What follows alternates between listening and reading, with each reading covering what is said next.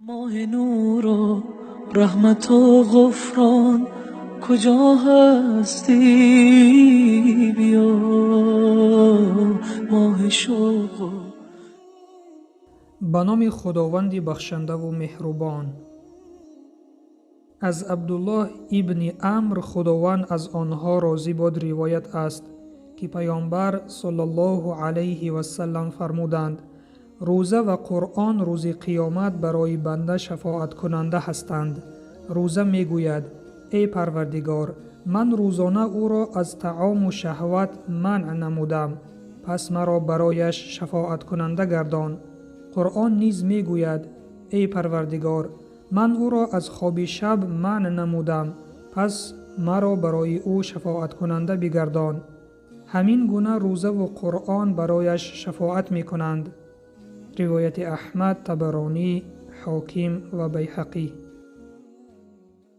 رمضان أهلا بك رمضان نرقى بك رمضان. علما در شرح این حدیث می گویند: روز قیامت روزه ماه رمضان و قرآن کریم برای شخص روزدار و شخص قرآن خوان شفاعت کننده می شوند و خداوند شفاعت آنها را قبول نموده بنده اش را می بخشد.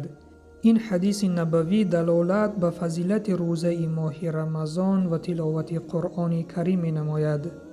پس خوش به حال آن شخصی که این دو در روز قیامت شفاعت کننده او می شوند. رمضان أهلا بك رمضان نرقى بك رمضان. برادر و خواهر ایمانیم، صحنه روز قیامت را به یاد آر. چه روز مشکلی است! روزی است که پدر از پسر و مادر از دختر می گریزد. لیکن در این روز روزه و قرآن آمده به صاحبش شفاعت می کند. پس خوش به حالت ای برادر که روزه ماه شریف رمضان را می داری و در این ماه تلاوت قرآن را بسیارتر می کنی. و در آخر به آن برادران و خواهرانی که قرآن خوان نیستند و آموختن هم نمی خواهند خواستم این را بگویم: ببینید شما در روز قیامت چه نعمتی را از دست می دهید، یعنی شفاعت قرآن را شما از دست می دهید. پس امروز روزی است که فکر بکنید و خواندن قرآن را آموزید. آموختن قرآن کاری مشکل نیست. امروز انسان‌ها یک چند زبان‌ها را می آموزند. آموختن کتاب خداوند، خواندن کتاب خداوند هیچ مشکلی نیست. فقط از نیت و حرکت شما وابسته است. اگر امروز بعد از شنیدن این نوار نیت بکنی و حرکت کنی، انشاءالله خداوند بر تو این کار را آسان می‌گرداند.